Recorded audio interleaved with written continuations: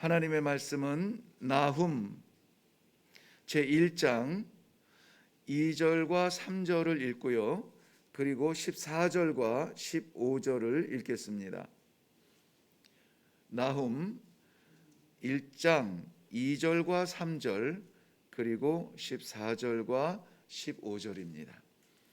자, 우리 다 같이 한 목소리로 읽습니다. 시작. 여호와는 질투하시며 보복하시는 하나님이시니라.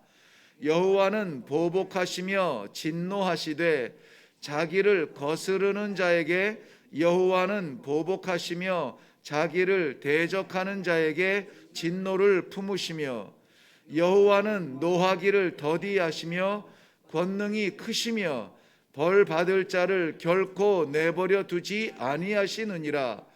여호와의 길은 회오리 바람과 광풍에 있고 구름은 그의 발에 티끌이로다. 아멘. 14절.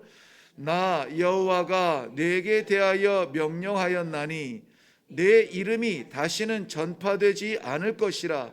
내가 내 신들의 집에서 새긴 우상과 부은 우상을 멸절하며 내 무덤을 준비하리니 이는 내가 쓸모없게 되었음이라. 볼지어다 아름다운 소식을 알리고 화평을 전하는 자의 발이 산 위에 있도다. 유다야, 내 절기를 지키고 내 서원을 갚을지어다. 악인이 진멸되었으니 그가 다시는 내 가운데로 통행하지 아니하리로다 하시니라. 아멘. 아멘. 우리 먼저 한번 기도하겠습니다. 이 땅 위를 살아가는 사람들 같으나 그러나 영원한 나라, 그 나라에서 살 것을 믿음으로 소망으로 주신 하나님 은혜를 감사합니다. 오늘도 우리가 이 세상의 생존의 문제가 아니라 하나님 앞에서의 삶의 문제를 끌어안고 하나님 앞에 나옵니다. 말씀하여 주시옵소서. 말씀 따라 순종하겠나이다. 이 시간 하나님과 소통하는 복된 시간 되게 하여 주시옵소서. 감사드리며 예수님 이름으로 기도하옵나이다. 아멘. 네, 드디어 나훔서를 시작하게 됩니다. 나훔서는 전체적인 내용이 하나님의 두 가지 면을 보여주고 있습니다. 공의와 사랑이죠. 그리고 심판과 회복.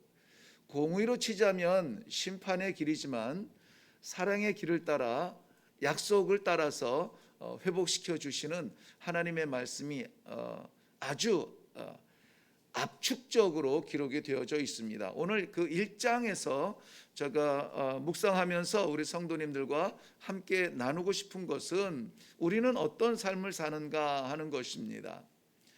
하나님의 얼굴은, 하나님의 뜻은 정해졌어요.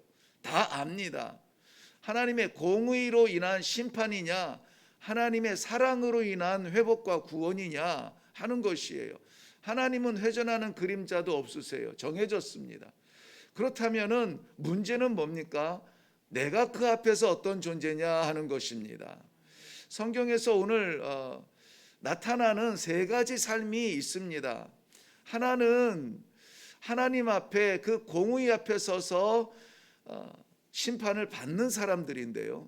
또 하나는 하나님의 사랑을 받아 회복을 받는 사람들이고요.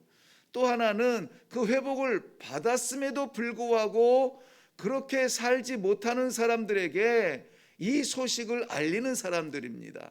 전하는 사람들이에요. 그렇게 살아서는 안 됩니다. 존귀한 사람입니다. 하나님의 십자가로 구원받은 백성입니다. 그래서 우리는 이렇게 살아야 합니다 라고 증거하는 사람들입니다. 그렇다면은 하나님 앞에서 심판받는 사람들과 하나님 앞에서 구원받는 사람들은 존재적으로 반드시 나타날 사람들인데, 하나님이 기다리는 사람들은 어떤 사람들일까요? 내 백성이 어떻게 사는가? 물론 하나님의 마음이 그곳에 다 가 있습니다. 그런데 하나님께서 이 시대에 이 나훔 선지자가 사역했던 주전 600년 전에 그 시대와 지금 시대와 동일하게 기다리고 있는 그러한 사람들의 모습은 그 소식을 전하는 사람들이라. 알고도 먹지 못하고 알고도 살지 못하는 안타까움에 하나님의 마음을 대신해서 전할 사람을 찾고 있지 않은가. 본문에서 뚜렷하게 나타나지는 않지만 본문에 담겨 있는 의미가 바로 그런 사람을 찾는 아버지의 마음이 아닐까.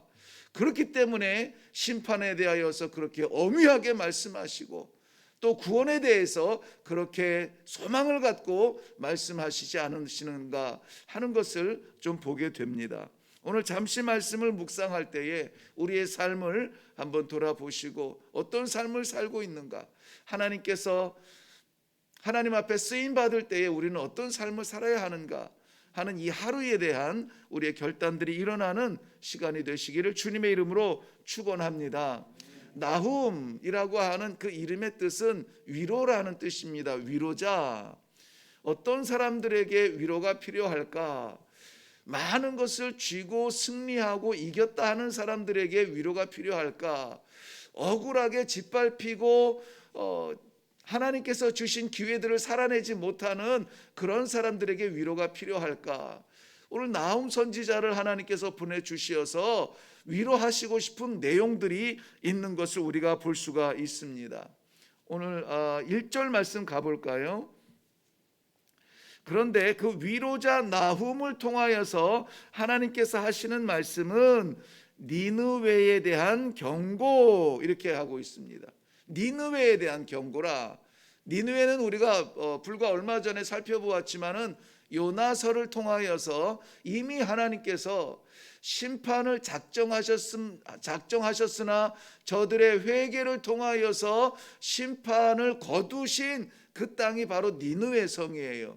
이 니느웨 성이 불과 역사적 기록에 따라서 차이가 있지만은 100년이 채 안 되는 날, 100년이 채 안 되는 그러한 날에 이 나훔 선지자를 통하여서 오늘 심판에 대한 경고를 받는 것입니다. 그러니 니느웨 성은 무너지고 심판받을 그 위기에서 회개함으로 하나님께서 불쌍히 여기고 치근히 여기셔서 거두셨단 말이에요. 그렇다면 기회가 왔는데 그 기회를 살리지 못하고 다시 구렁텅이로 들어가고 다시 사람을 의지하고, 오늘 본문에서도 나와 우리 함께 묵상할 것입니다마는 다시 자기의 힘을 자랑하고 밟고 일어서는 것을 자랑하고 밟고 차지하는 것을 자랑하는 그러한 자신의 인간의 길을 걸음으로 말미암아 다시 한번 하나님 앞에 책망받는데, 오늘은 구원의 회복의 기회가 없이 완전히 너의 무덤을 만들겠다. 이게 무덤은 끝이에요. 무덤을 만들겠다라고 경고하시는 하나님의 말씀이 담겨져 있습니다. 니느웨는 강한 성입니다. 그 안에 있는 사람들은 나름대로 안전하다 느끼겠죠. 많은 무기가 있습니다. 그리고 많은 이 노략질한 재물도 있을 것입니다. 각 나라마다 그럴싸해 보이는 우상들을 가득 세워놓은 그러한 땅일 것입니다. 그런데 이 니느웨라고 하는 성의 구성 자체가 창세기 10장에 보면은 10장 11절 11절 보면은 용감한 사냥꾼 니므롯에 의해서 건설된 곳이 바로 이 니느웨 성이라고 했습니다. 그러니 여기서는 힘에 의해서 세워진 것입니다. 능력에 의해서 세워진 땅입니다. 흩어짐을 면하고 우리가 한번 우리 힘을 모아보자 했던 사람의 지혜로 세워진 땅이 어디냐? 바로 니므롯입니다. 하나님의 백성은 하나님의 은혜 안에 거할 때 가장 안전합니다. 우리가 무엇을 가졌는지, 우리가 얼마나 강한지 거기에 우리의 삶을 걸 것이 아닙니다. 구원받아도 기회가 있어도 그것을 다시 놓쳐버리고 버려버리는 아쉬움이 오늘 니느웨 성의 멸망의 심판에 있다는 것입니다. 이 안타까운 소식을 우리가 들으면서도 우리는 그 자리에 있지 않기를 바라요. 오늘 나훔서 1장의 전체적인 내용이 두 가지 면을 다 담고 있어요. 하나님의 진노와 분노, 그리고 하나님의 선하심, 기다리심, 구원하심. 그러므로 하나님의 공의와 심판이 담겨져 있으며 하나님의 구원이 담겨져 있습니다. 그 두 가지가 이 15절밖에 되지 않는 이 안에 담겨져 있는데요, 여기에서 우리가 그것을 찾아내는 지혜가 있기를 바랍니다. 먼저 니느웨의 성, 니느웨는 아수르를 대표하는데요, 이 아수르의 심판과 멸망에 대하여서 하나님은 분명하게 말씀하고 계세요. 11절 말씀 한번 볼까요? 11절 말씀은 왜 하나님께서 니느웨를 경고하시고 멸망시키기로 작정하셨느냐? 11절은 이렇게 기록합니다. 여호와께 악을 꾀하는 한 사람이 너희 중에서 나와서 사악한 것을 권하는도다 라고 말하고 있습니다. 여호와께 악을 꾀하는 한 사람이 일어나도 그 성이 멸망을 합니다. 이 한 사람이 무너뜨리는 사람입니다. 이 한 사람이 전쟁하는 사람입니다. 열왕기하 19장에서 나오는 산헤립을 이 한 사람으로 보는 그러한 해석이 지배적인데요, 유다를 대적한다, 이 예루살렘을 무너뜨리겠다, 이런 생각을 가지고 왔을지 모르겠지만은 그러나 성경은 그가 하나님을 대적하는 사람으로 보여주고 있습니다. 하나님을 대적하는 거예요. 그러니까는 저는 이 말씀을 묵상을 할 때 우리 성도들의 삶이 이렇게 좀 연상이 되어져요. 지금 이 시대에 필요한 그 한 사람은 어떤 사람이냐? 과연 이 어려운 가운데서도 잡고 누리고 올라가는 것으로 성공담을 쓰는 그러한 사람이겠는가? 아니면은 하나님께서 기뻐하시는 일을 하는 그 사람이겠는가? 이 아침에 기도하는 우리 모두는 하나님께서 기다리시는 한 사람이 될지언정 하나님 앞에서 악을 꾀하는 사람이 되지 않기를 바랍니다. 여기서 하나님 앞에서 의도적으로 악을 꾀하는 사람은 없을 겁니다. 이 아수르가 유다를 칠 때에도 자기 지경을 넓히고 좀 이 세금도 좀 걷어보고 강한 것을 보여주고 이러려고 했지, 하나님을 대적하겠다고 유다를 치지는 않았을 것이라는 말이에요. 물론 당시의 전쟁은 신들의 전쟁이지만 우리도 역시 마찬가지입니다. 우리가 의도적으로 하나님의 뜻을 거스르고 하나님의 교회를 흔들고 하나님의 백성들에게 상처를 주는 말을 하지는 않을 겁니다. 그러나 내 주장과 내 뜻과 내 고집 속에 갇혀 있으면은, 그것이 깨지지 않으면은 그런 결과는 무엇입니까? 나는 삽니다. 나는 편합니다. 나는 거둘 수 있습니다. 그런데 하나님 백성과 하나님 교회와 하나님의 뜻에는 거스르게 되는 것이에요. 그렇기 때문에 예수님께서 승천하실 때에 성령을 약속하시면서 사도행전 1장 8절 말씀에 성령이 너희에게 이르시면 너희가 권능을 받고 예루살렘과 온 유대와 사마리아와 땅끝까지 이르러 내 증인이 되리라. 여기에서 가장 우리 마음을 뜨겁게 하는 것은 무슨 말씀입니까? 성령이 오시면 능력을 받는구나. 우리 성도의 능력은 바로 오직 성령 그것밖에 없구나. 재력도 아니고 체력도 아니고 능력도 아니고 관계도 아니고 경험도 아니고 오직 성령이구나. 그 성령이 우리에게 오시면 능력이 생깁니다. 무슨 능력입니까? 한계가 무너져요. 예루살렘에 머물러 있던 사람들이 온 유대까지, 그리고 온 유대 흩어졌던 사람들이 정서적으로 외면했던 사마리아까지 들어가게 되고 알지도 못하는 땅끝까지 이르러서 증인이 되는 이런 나의 한계들, 제한들, 여태까지 내가 붙들고 있었던 그런 것들이 깨지고 무너지고 내가 아니라 하나님께서 기대하시는 일을 하게 된다는 것입니다. 니느웨는 그것을 놓쳤어요. 니느웨는 용서받고 회복할 기회를 받았으나 100년도 넘어가지 못했습니다. 다시 무너집니다. 왜 그렇습니까? 하나님의 뜻을 이루지 못하고 하나님께 악을 꾀하는 그 한 사람 때문에 그렇습니다. 아무쪼록 오늘 우리 저 가끔 말씀드립니다마는 손해보는 삶을 살면 좀 어떨까요?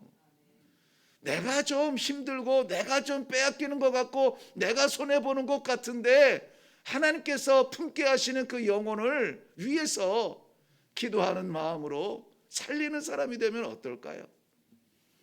저는 니느웨 성의 이 심판의 메시지를 들으면서 그런 생각이 들었습니다. 또 하나 하나님 앞에서 이렇게 심판받을 수밖에 없는 사람이 있는가 하면은 하나님께서 구원하시는 회복시키는 그러한 백성 사람들이 있습니다. 누구냐면은 유대인들이에요. 유대인들이 이 구원에 대하여서 회개를 하고 구원에 대하여서 기다리고 회복에 대하여서 무엇을 했다는 말은 나오지 않습니다. 그러면 유대인들은 왜 구원을 받을까요? 하나님의 약속 때문입니다. 하나님의 언약 때문이에요.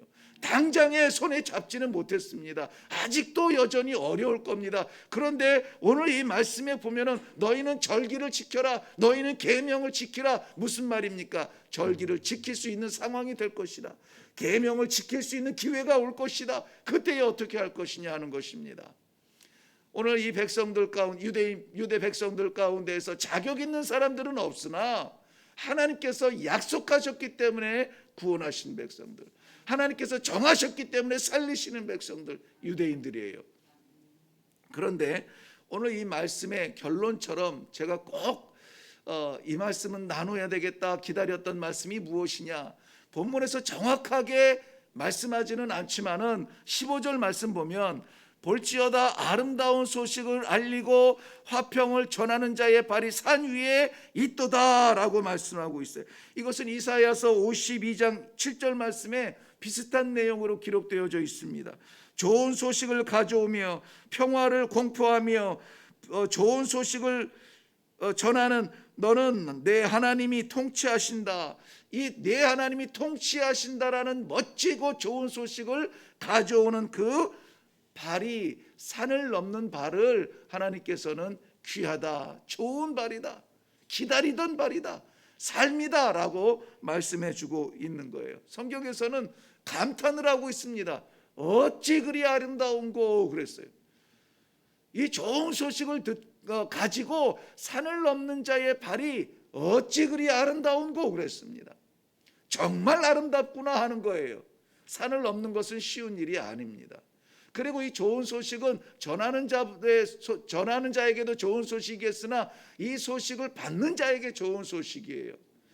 저는 오늘 이 아침에 기도하는 우리 성도님들이 이런 삶을 살기를 바랍니다. 내일은 모르겠습니다. 그런데 오늘 이 말씀을 받았으니까 이 말씀 안에 있는 정말 너 삶이 아름답구나, 네 모습이 아름답구나, 네 언어가 아름답구나, 네 가는 곳이 아름답구나, 네 발이 어찌 그리 아름다우냐. 왜요? 좋은 소식을 가지고 가니까요. 좋은 소식을 가지고 가니까요. 사는 방법으로 이렇게 하면 대박입니다, 이렇게 하면 성공합니다, 이게 아니라 100년도 누리지 못할 그 잠시의 안정이 아니라 오늘 우리 찬송했듯이 그 나라 길이 살리라, 길이 살리라, 영원한 하나님의 나라, 영원한 아버지의 생명, 이것을 전할 수 있는, 이 좋은 소식을 전할 수 있는 복되고 아름다운 삶의 팔자취들이 다 되시기를 주님의 이름으로 축원합니다. 기도하겠습니다. 살아계신 아버지, 은혜를 감사합니다. 하루하루 말씀을 더해갈수록 우리의 사명은 더 분명해지고 하루를 살아가는 의미가 더 분명해지는데 여전히 아버지 버겁습니다. 두렵습니다. 알겠지만 어떻게 해야 될지 알지 못하겠습니다. 이 아침에 기도할 때에 오늘 하루가 정말 하나님 앞에서 복되도록, 하나님께서 기뻐하시는 사람이 되도록 우리의 삶의 방향이 정해지게 하시고 삶의 가치가 아름답게 하시고 영원한 하나님의 나라를 바라보며 살아가는 하나님의 복된 성도의 삶이 되도록 은혜를 베풀어 주시옵소서. 귀를 즐겁게 마옵시고 우리의 삶이 하나님 앞에 올려드리는 아름다운 향기 나는 제물처럼 귀하게 드려지는 그러한 열매가 있도록 축복하여 주시옵소서. 감사드리며 예수님의 이름으로 기도하옵나이다. 아멘. 네, 오늘 저는 말씀의 제목을 아름다운 소식이라 이렇게 정했는데요. 이것은 우리가 기다리는 소식이 아니라 이미 받은 소식이고 이미 누리는 소식입니다. 그러나 안타깝게 이 소식을 알지 못하는 심령들이 여전히 있음을 오늘 말씀을 통하여서 도전을 주십니다. 니느웨 성에 대한 심판의 경고를 계속 우리가 보겠지만은 그러나 그 안에서 우리가 가슴 졸일 필요가 없어요. 하나님께서 우리에게 언약을 통하여서 구원하시고 우리에게 오히려 이 아름다운 소식을 전할 수 있는 놀라운 특권을 주셨습니다. 오늘 하나님께서 우리의 삶의 자리를 어떻게 보실 것인가? 우리 삶의 자리를 보면서 하나님께서 어떻게 평가하실 것인가? 망하는 자리에 있을 것인가? 구원받고 회복되는 자리에 있을 것인가? 아니면 그 차원을 넘어서 하나님께서 기다리시는 이 아름다운 소식을 전하는 자로 살아갈 것인가? 나타내는 자로 살아갈 것인가? 하나님 앞에 내 자신을 내려놓고 내 삶을 내려놓고 하나님 여기에 있습니다. 사용하여 주옵소서. 내 마음에 성령 계시거든 아버지 나도 능력 있는 성도가 되어서 이 복음 증거하며 이 사랑 나누며 하나님의 나라를 나타내는 그러한 삶, 의미 있는 삶을 살아갈 수 있도록 하나님 나를 보내어 주시옵소서. 이 아침에 기도하며 내려갈 수 있기를 바랍니다. 우리 다 같이 기도하겠습니다.